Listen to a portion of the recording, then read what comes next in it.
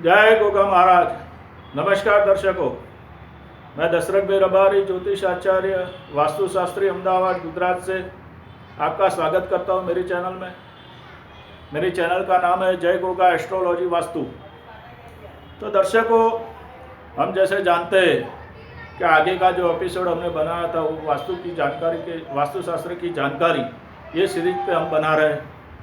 तो आगे के एपिसोड में जो हमने चर्चा किया था वास्तुशास्त्र की बारे में, तो अब उससे हम आगे बढ़ेंगे और अब आज का जो विषय है उसमें हम जानेंगे कि वास्तुशास्त्र के अंदर जो महत्व है वो सबसे ज़्यादा जो महत्व है वो वास्तु पुरुष का है। और वास्तु पुरुष का महत्व और वास्तु पुरुष की उत्पत्ति उसके बारे में हम जानेंगे।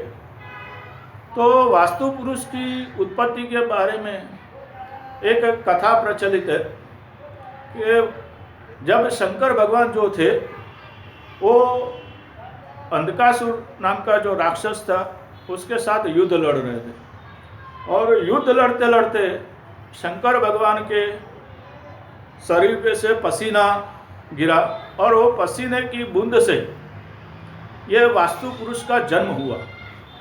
इस तरह से हमारे शास्त्रों में वास्तु पुरुष की कथा वर्णन गई है।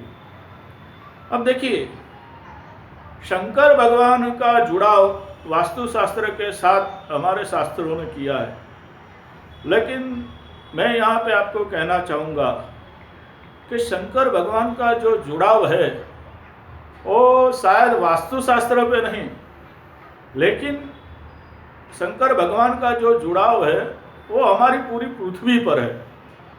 हमारी पूरी पृथ्वी का अगर किसी देवता ने ज़्यादा भला चाहा है तो भगवान भोलेनाथ शिव शंकर है। भगवान भोलेनाथ शिव शंकर जो है वो यूँ समझ लिए कि हम मानव, हमारे जो मनुष्य जो है, जो इस पृथ्वी पे निवास जो मनुष्य करता है वो मनुष्य के लिए भगवान शंकर ने सारी व्यवस्था, सारा सुख शंकर भगवान ने दिया है। और मैं आपको बताऊंगा कि मैं शंकर भगवान की क्यों इतनी बात कर रहा हूँ, शंकर भगवान क्यों हमारे शास्त्रों के साथ जुड़े हुए हैं और सही मायने में वही इस पृथ्वी के असली देवता है। ऐसे तो हमारे हिंदू धर्म में, सनातन धर्म में 3 देवता कहे गए और तीनों देवता है ब्रह्मा, विष्णु, महेश। ब्रह्मा, विष्णु, महेश जो है वो हमारे भारतवर्ष में सनातन धर्म के सभी धर्मों के इष्ट देव हैं, ब्रह्मा, विष्णु, महेश। तो देखिए, ब्रह्मा जी का जो अधिकार है, ब्रह्मा जी का अधिकार जो है ब्रह्मांड में आकाश लोक पे है, स्वर्ग में ब्रह्मा जी का अधिकार है। और जो विष्णु देव है, विष्णु भगवान जो है, उनका जो अधिकार है वो पाताल लोक में है। हम सभी जानते हैं विष्णु भगवान को कि उनका निवास स्थान क्षीर सागर में, समुद्र के अंदर विष्णु भगवान का निवास है। लेकिन जो शंकर भगवान है, भगवान शिव जो है, वो देखिए वो हमारी पृथ्वी पर, हमारी भूमि पर रह रहे। हम हमेशा कहते हैं कि भगवान शंकर कहाँ रहते हैं, बोले कैलाश पर्वत पे। कैलाश पर्वत कहाँ है? हमारी भूमि में, हमारी पृथ्वी पर है। यानी कि इसीलिए मैं कहता हूँ कि भगवान शंकर जो है वो हमारे पृथ्वी के देवता है। हमारे अगर पृथ्वी का कोई भी प्राणी, कोई भी जीव मात्र अगर भगवान शिव को प्रसन्न करता है तो मैं कहता हूँ कि उसके 90% समस्या सारी खत्म हो जाती है, क्योंकि वो हमारे नज़दीक है। देखिए, अगर आपको स्वर्ग में जाना हो ब्रह्मा के पास, तो आप कभी सदेह नहीं जा सकते। आपकी मृत्यु के पर्यंत ही आपका आत्मा स्वर्ग में जा सकता है। वैसे ही वैकुंठ में भी ऐसा ही है कि हम सदैव नहीं जा सकते, हमारा आत्मा ही वैकुंठ लोक में जा सकता है। लेकिन कैलाश पर्वत, मान सरोवर, हिमालय के अंदर जो कैलाश पर्वत है, वहां पे आप देखिए कि हर इंसान जो तपोबल वाला है, जो सिद्ध पुरुष है, पहले के जमाने में भी देखिए हमारे ऋषि मुनि जो थे, जो महात्मा थे बड़े बड़े, वो लोगों ने हिमालय में जाके ही तप किया है। तो मेरा कहने का तात्पर्य ये है कि अगर भगवान शंकर को हम सदैव मिल सकते हैं, और देखिए भगवान शंकर को भोलेनाथ कहा गया है, भगवान शंकर को भोलेनाथ कहा गया है, किसी भी देव को भोला नहीं कहा गया है, लेकिन मेरे शंकर को भोला कहा गया है।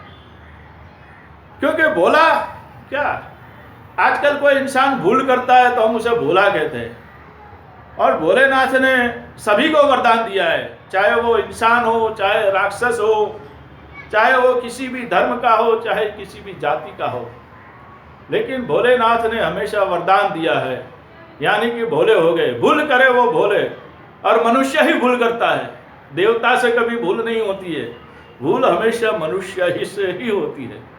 इसीलिए हमारे जो देवता है वो शंकर भगवान है, इस पृथ्वी के वासी है, इस पृथ्वी का कल्याण करने वाले शंकर भगवान हैं। और ऐसे ही शंकर भगवान के पसीने की बूंद से वो वास्तु पुरुष की उत्पत्ति हुई है।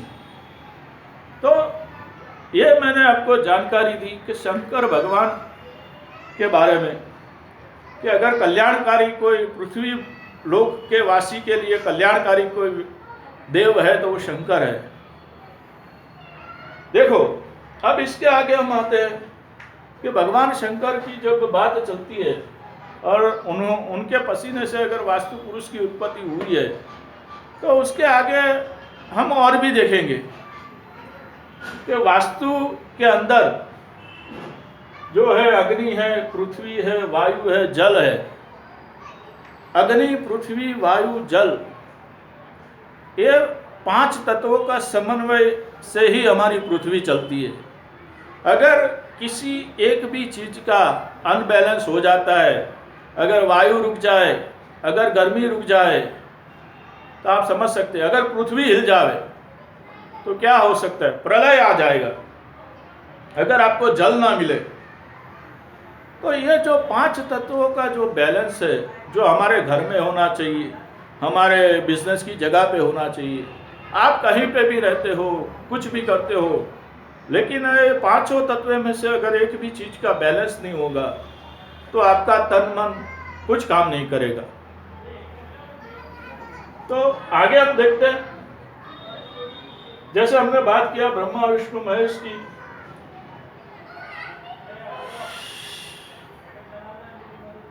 और दूसरी बात मैं बताता हूं कि भगवान शिव शंकर से जुड़ी हर चीज का, भगवान शिव शंकर से जुड़ी हर चीज का हमारे मनुष्य जीवन पे इतना बड़ा महत्व है, इतना बड़ा महत्व है कि जिसकी कोई सीमा नहीं। भगवान शिव शंकर, देखिए हम जब शंकर भगवान का रूप देखते हैं तो हमें क्या नजर आता है? हमारे शंकर भगवान के रूप में अगर हम जटा से शुरू करेंगे तो सबसे पहले आप देखिए कि शंकर भगवान की जटा में चंद्रमा है। अब चंद्रमा जो है वो हमारी पृथ्वी पे कितनी असर करता है। हमारी पृथ्वी पे अगर मनुष्य मन का जो आधार है वो चंद्रमा है। हमारे समंदर में जो लहरें उठती है वो चंद्रमा पे आधारित है।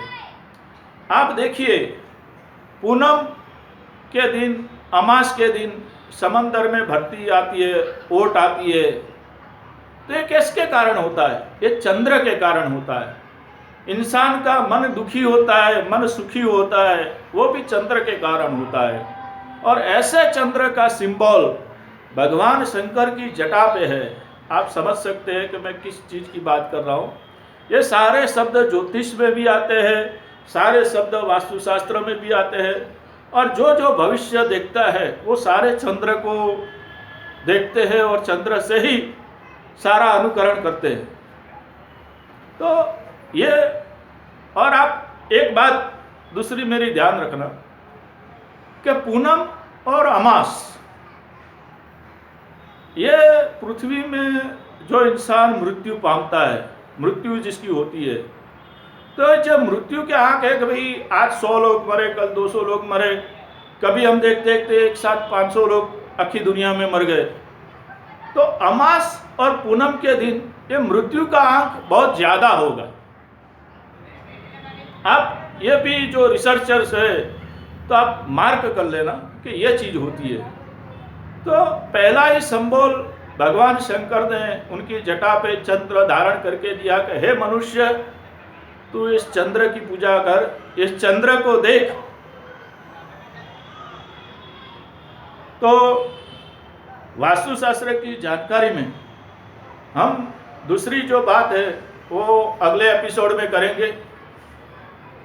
ये एपिसोड के लिए अभी इतना ही। अगर आपको मेरी जानकारी अच्छी लगी है और आपको लगता है कि मैंने इस जानकारी में लोगों को कुछ ज्ञान देने की बात की है, लोगों को भलाई की बात की है, तो मेरे चैनल को सब्सक्राइब कीजिए, लाइक कीजिए और अपने जितने भी मित्र सर्कल है उसमें शेयर कीजिए। क्योंकि ये तो अभी वास्तुशास्त्र की मैं शुरुआत कर रहा हूँ कि शास्त्र शुरू कहाँ से हुआ, इसके आगे बहुत अंदर अथाह सागर वास्तुशास्त्र का भरा हुआ है। और शंकर भगवान के दूसरी जो आगे बात है, गंगा मैया की बात है या दूसरे उनके जो सिंबल है उनकी बात है, तो वो हम अगले एपिसोड में करेंगे। जय गोगा महाराज।